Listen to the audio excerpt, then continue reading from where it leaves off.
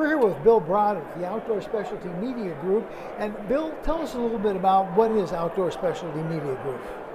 Outdoor Specialty Media, we are publishers of digital magazines. We publish North American Deer Hunter, North American Bow Hunter, North American Outdoorsman, and we have recently acquired and will be publishing Crossbow Magazine.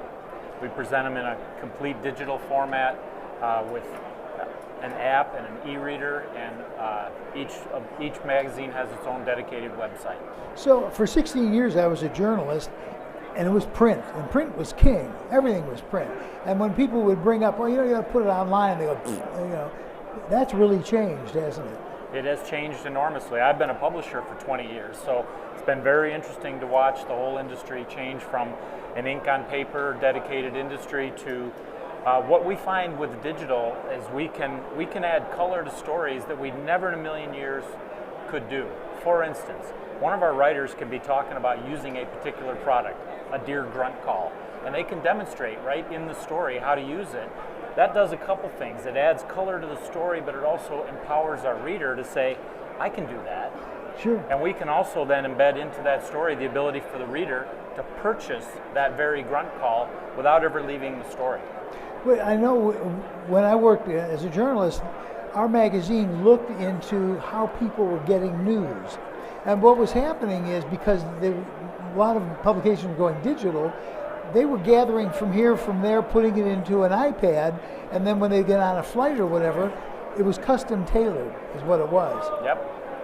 Well, it's we aren't doing much different than that, except we're just aggregating for the reader. Sure. And in the world of publishing, content is king. If you don't have good content, you're not a publisher, and You're you out. certainly aren't going to last. Sure. So it's incumbent upon the magazine creators to put out content that is specific to what the magazine is being sought for. So if it's deer hunting, and it needs to be deer hunting and big game. It shouldn't be, too digressing in terms of the content. But people will seek that content, and they'll go from one to the next, to the next, to the next in terms of stories, as long as there's engagement and there's interest and enthusiasm. Yeah. And we tell our writers, we want our readers to see the world through your eyes. What's interesting is, years ago there was 2 or 3, maybe 4 outdoor type magazines, and they covered everything.